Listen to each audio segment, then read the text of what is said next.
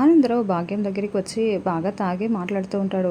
మన అమ్మడు కడుపుతో లేదన్న విషయం ఇంట్లో అందరికీ చెప్పేస్తే బాగుంటుంది భాగ్యం అని అంటూ ఉంటే, ఏ తాగి ఏం వాగుతున్నావు, ఇప్పుడంతా అవసరం లేదు, నువ్వు సైలెంట్గా ఉండు అని భాగ్యం అంటూ ఉంటుంది. ఈ మాటల్ని విన్న నర్మద అక్కడికి వచ్చి, ఏంటి ఏదో నిజం చెప్పేద్దామని అంటున్నారు, ఏంటి అసలు ఇప్పుడు మళ్ళీ కడుపుతో లేదా, అది కూడా అబద్ధమేనా అని నర్మద నిలదీస్తూ ఉంటుంది. అది కాదమ్మా, అలా ఏం లేదు, ఆయన ఏదో తాగి వాగుతున్నాడు అంతే అని భాగ్యం చెప్తూ ఉంటుంది.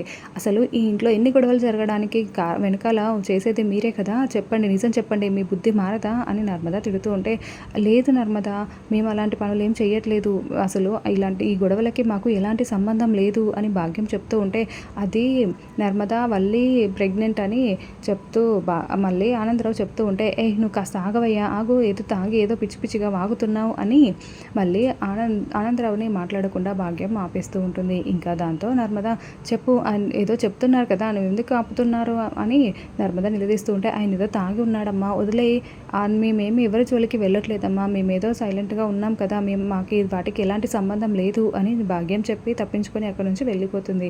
మరోవైపు ధీరజ్ ఇంట్లో తన రూమ్లోకి వెళ్ళి, అసలు సాగర్ ఎందుకు ఇంత ఆస్తుల గురించి పంపకాల గురించి అని ఇలా మాట్లాడుతున్నాడేంటి అని ఆలోచిస్తూ ఉంటాడు. ఇంకా అప్పుడే ప్రేమ అక్కడికి వచ్చి ధీరజ్కి ధైర్యం చెప్తూ ఉంటుంది.